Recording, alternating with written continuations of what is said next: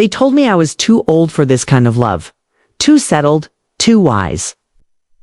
But when he slipped into my bed that morning, I didn't move away. Moved over. Some homes feel too quiet, but mine had grown used to the silence. 51 years of life had taught me how to fill space with routines, with books, with deadlines. I had my work, my coffee rituals, my quiet porch. Where the wind spoke more than people did, and I convinced myself that was enough. But if I'm honest, there were nights. I lay awake staring at the ceiling, wondering when I stopped being touched. Not physically necessarily, though that too, but emotionally. Spiritually, like no one had truly seen me in a long time. So when I posted the ad for a tenant, I told myself it was just practical. The spare room wasn't being used, and a little extra rent money never hurt. I wasn't looking for company, wasn't looking for anything at all. And then one Saturday morning, he arrived. His name was Liam, 24 photography grad student. He had these calm, observant eyes that made you feel like he was already framing the moment in his mind. Polite, soft-spoken, and disarmingly gentle in the way he carried himself. When I first opened the door and saw him standing there with a duffel bag slung over his shoulder, I felt a flutter I didn't recognize. Maybe it was nerves. Maybe it was the sudden reality of someone stepping into my quiet world. I showed him around the house, the kitchen, the living room, the guest bathroom. He didn't say much, just nodded, smiled, asked if he could help carry anything. He declined. He moved in that day, and just like that, my house felt different. Not louder, not chaotic, just warmer. Like someone had opened a window I didn't know was sealed shut. It was little things at first. He always made tea at night, jasmine or mint, and somehow I found myself doing the same, our schedules silently aligning, like we'd choreographed it. We'd bump into each other in the kitchen sometimes, laugh at nothing, and then return to our corners like polite strangers. But I noticed how he looked at me. Not in that wide-eyed youthful way, but in a quiet, deliberate way. Like he was curious about the life behind my eyes. And I started to wonder, had anyone looked at me like that in years? One evening I came downstairs after a long bath, hair still wet, robe tied casually. He was at the kitchen counter editing photos on his laptop. I apologized for the way I looked, half joking, half embarrassed. He glanced up and didn't say a word. He just looked at me, really looked. His eyes held mine for a second longer than they should have. Not lustful, not bold, just aware present. And I felt it, that unfamiliar thrum under my skin. I told myself it was nothing, just a young man being polite. I went to bed early that night, but I couldn't sleep. I kept hearing the sound of the kettle, the way his fingers moved on the keys, the way his eyes lingered on mine. I closed my eyes, heart quietly racing, and whispered into the dark, "What are you doing, Samantha?" The days blurred, but our rhythm settled. He was respectful, quiet, always offering to help. One afternoon, while I was assembling a bookshelf I'd ordered online, he walked in and offered to help. I said I was fine, but he stayed. He knelt beside me, our shoulders brushing. His hand guided mine to the screws, warm and steady. We laughed when we fumbled. His breath was close, so close I could feel it on my neck when he leaned in. I don't remember what we talked about. I just remember the air between us. It was thick with something I couldn't name, or maybe didn't want to. I started noticing the way his presence changed, the way I moved around my own home.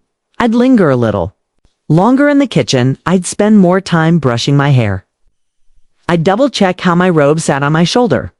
I told myself it was silly. He was just a tenant. Boy, really? But one rainy afternoon he knocked on my door. "Can I ask you something?" he said. He nodded. He asked if he could take a few photos of me for a lighting project. I hesitated. But then I looked at him. His eyes weren't demanding. They were hopeful, curious, said yes. I wore a simple tank top, no makeup, my hair tied loosely.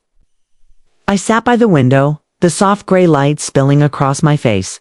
He didn't say much, Click buzz adjusted, clicked again. And for the first time in years, I didn't feel like a woman past her prime. I felt like a story worth telling. I looked up at him between shots and something shifted. His lens lowered. And for a moment, he didn't look like my tenant. He looked like someone who saw something in me I'd forgotten was there. I didn't know what was happening. But I knew that something inside me had been touched. Gently, sweetly. And now I couldn't unfeel it. This wasn't supposed to be a story. It was just a rental agreement, but I was starting to wonder, was I the one being slowly invited in? You've ever felt something shift in a moment that seemed so ordinary? If this story is touching your heart, make sure to like this video, subscribe, and tap the bell icon. You won't want to miss what comes next. There's a strange kind of silence that grows between two people who are trying not to acknowledge the truth. It's not empty, it's full of glances, not taken words, not said touches that never quite happen, but almost do. That's what it became with Liam. A long, lingering almost. We lived under the same roof, shared the same air dot, and yet every moment between us felt like something waiting to happen. I told myself I was imagining things, that I was romanticizing a boy's politeness, that it was loneliness playing dress up as desire. But then the small things started to feel like signs. One morning I passed by the bathroom just as he opened the door. He was shirtless. A towel slung around his waist, droplets still glistening on his collarbone. He paused, looked at me, and then he smiled, a slow, quiet smile that lingered in the air long after he closed his door. I walked to the kitchen with trembling fingers, and when I touched my teacup, it was like my skin had become aware of itself. Again, it happened again on a Sunday afternoon. I was curled up on the couch with a book, and he walked in with his camera. He said the light in the room was beautiful. I nodded, expecting him to start photographing the window or the shelves. Instead, he raised the lens to me, froze. "I can stop if you're uncomfortable," he said softly. I shook my head. "No, it's okay." I don't know what possessed me to say yes. Maybe it was the way he asked. Not with entitlement, but reverence. As if he thought I was something beautiful. As if he was afraid to break the moment by being too eager. Narration. Breathy. Slow paste. He took pictures of me reading. Of my fingers holding the page. Of the line of my neck. It's the way my hair fell. Over one shoulder, I'd never felt so visible to seem. When he lowered the camera, our eyes locked. Neither of us moved. The bazzina, the air between us, turned electric. It was quiet, but the kind of quiet that makes your heart throb. Then he said, almost a whisper, "You have the kind of beauty that sneaks up on you." I didn't know how to respond, so I smiled and looked away. But something in me shifted. Later that night, I found his photographs on the shared desktop folder. He hadn't hidden them. They were labeled Light Study Samantha. Opened one, then another, and another. Each image felt like a love letter I hadn't been brave enough to read. Not seductive, not dramatic. It's just real. The curve of my cheek, the softness in my eyes, the stillness of me. I sat there staring at them, feeling my breath catch in my throat. Because for the first time in years, I didn't look lonely. I looked loved, even if I wasn't. Even if I was only being captured. And then came that Tuesday morning. I was in the kitchen. In my robe again, barefoot, hair in a bun, the scent of coffee still lingering in the air. He walked in, buzz. I didn't turn around, but I felt him behind me close. So close I could hear the soft inhale of his breath. "Can I help with that?" He asked, his voice low. He wasn't talking about the mug I was holding. I turned to face him slowly. We were inches apart. There was something in his eyes I hadn't seen before. Something almost scared. Something vulnerable. And then his hand brushed. Mine, it was the lightest touch, but it burned through me. We didn't speak. We just stood there too. People teetering on the edge of a choice. He didn't push. He didn't pull. He just waited. And I did what I've done so many times in my life. I retreated. I pulled my hand back, mumbled something about laundry, and walked away. But as I folded sheets in the other room, I couldn't stop shaking. Because I knew in my heart that was the first time someone had asked to touch me. Not with hands, but with presence. From that moment on, the house became something else. Not home. Not shelter, but liminal. A space between before and after. We still shared tea. Still bumped into each other. Still pretended nothing had changed. But we both knew it had. And all that remained between us now was waiting. When the silence between two people begins to speak louder than words. What do you do if this story is drawing you in? Don't forget to like this video, subscribe to this channel, and turn on notifications. The moment you're waiting for is still to come. I didn't sleep that night. I stared at the ceiling, counting the spaces between the rain tapping on the windows. Every time the old pipes creaked, or a floorboard shifted, I imagined it was him. That his feet were crossing the hallway. That he was standing outside my door again. But he didn't come, and I hated how much that disappointed me. In the days that followed, we danced around each other like shadows. Our words were brief. Our glances longer. I started noticing his absences, more than his presence. I missed the way he lingered in the kitchen, the low hum of his music from the guest room. Even the trail of his cologne after he passed by. It was like he had drawn back, afraid of crossing a line I hadn't drawn, but hadn't erased either. I told myself this was good, that the space was necessary, but I lied to myself.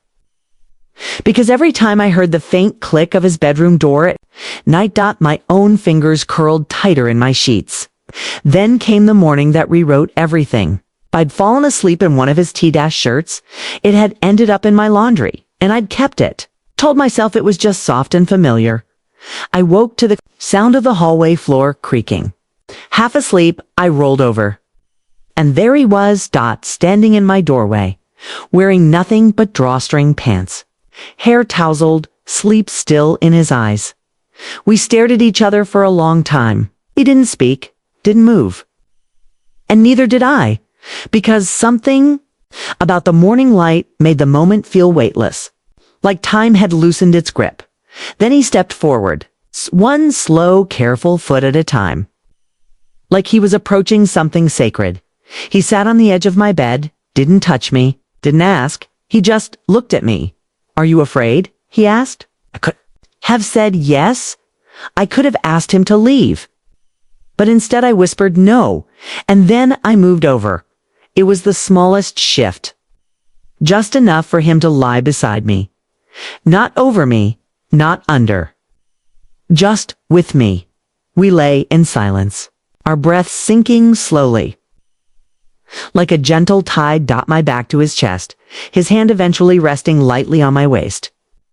He didn't try to take anything from me. He just held me. It's not like a man staking claim, but like someone who had waited a long time to be allowed this close. And in that quiet, I felt something inside me unravel. Years of silence. Of being unseen, of folding myself into corners so I wouldn't feel too much. They all slipped away as he pulled me closer. No words, no explanations.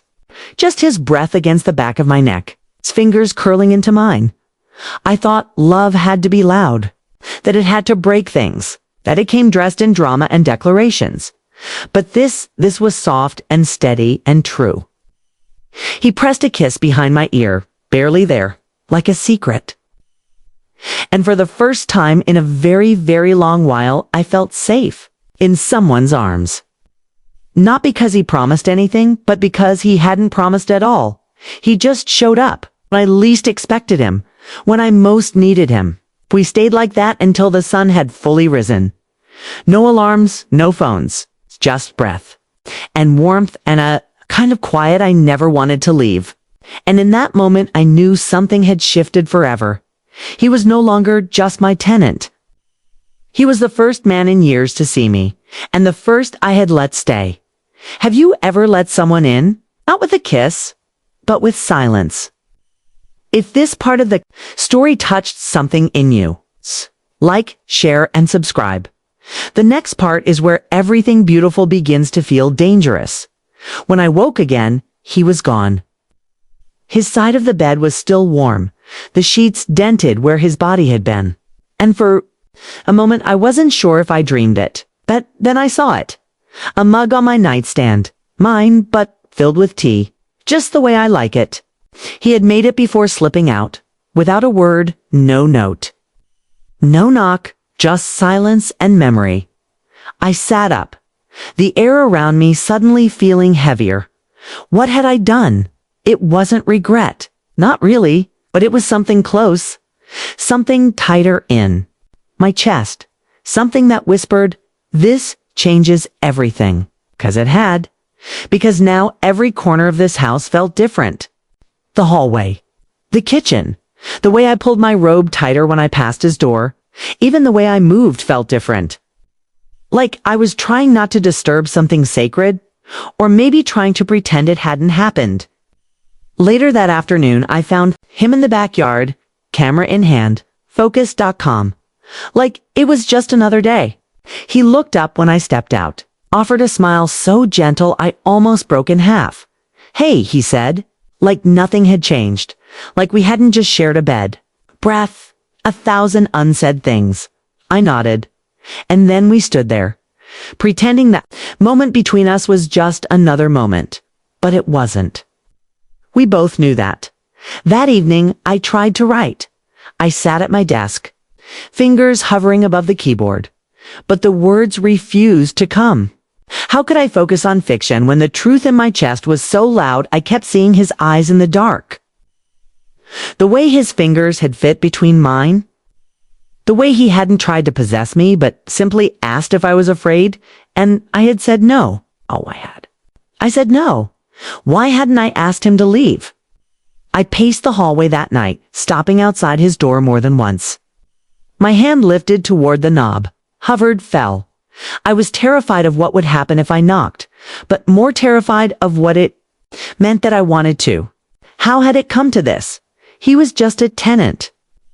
A stranger. Once, 12 years younger. A boy with a backpack and a camera and a soft voice. And yet, he'd touched something in me no one else had. Not out of lust, but out of presence. And that was more dangerous than anything else. I didn't sleep that night either. Instead, lay there thinking about how quickly a life can shift. How one moment, one choice, can make everything else feel like a lie. I thought about the world outside this house. The rules, the judgment, the weight of how things should look.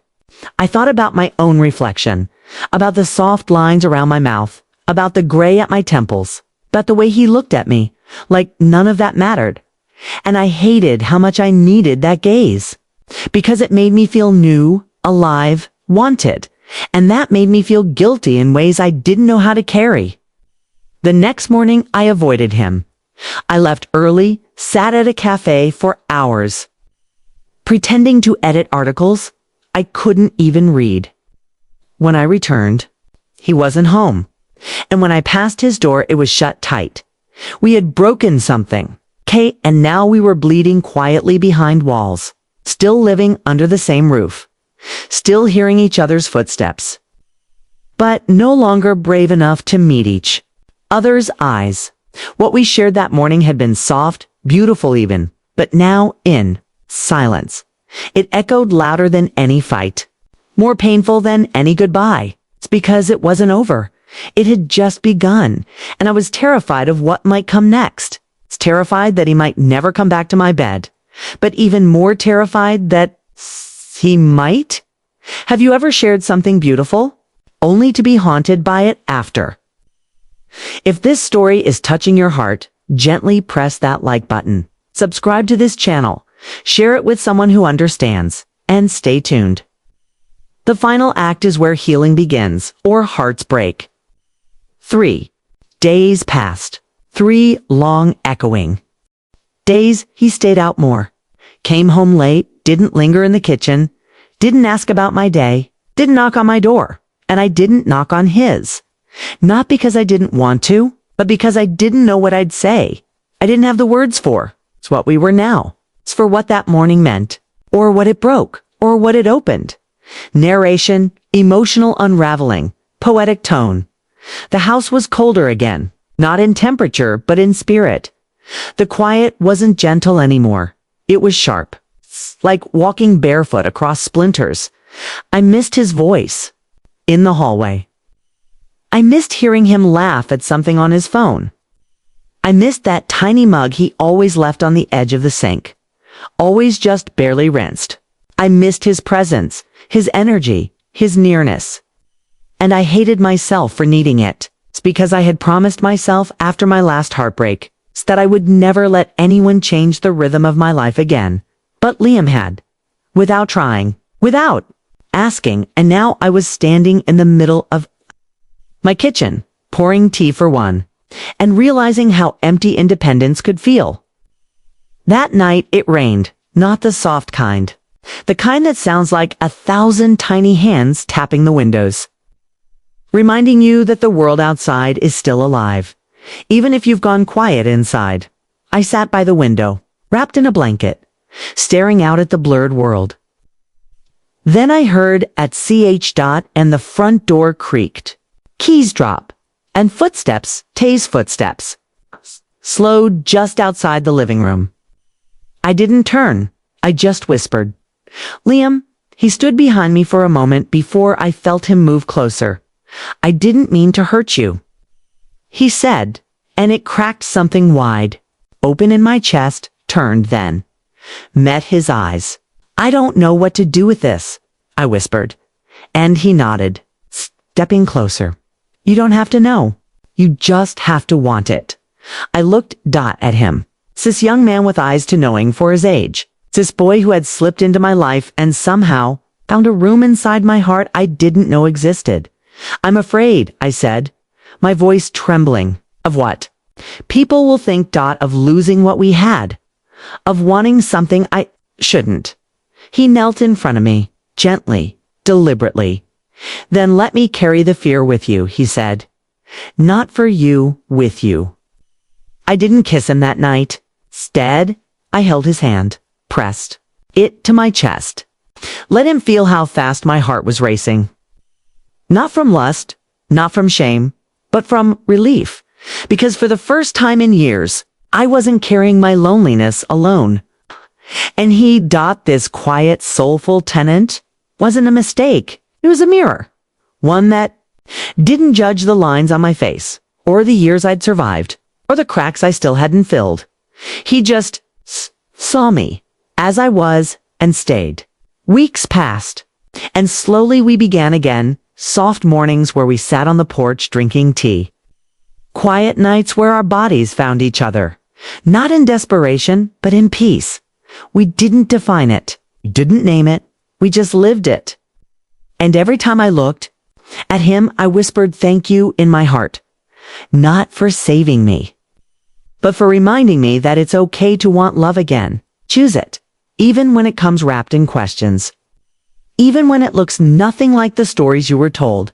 So I ask you, if your heart whispered what it needed, not loudly, not with fireworks, but in a quiet, trembling voice, would you have the courage to listen? Yes, sometimes the love that finds you late in life. It's the one that finally feels like home.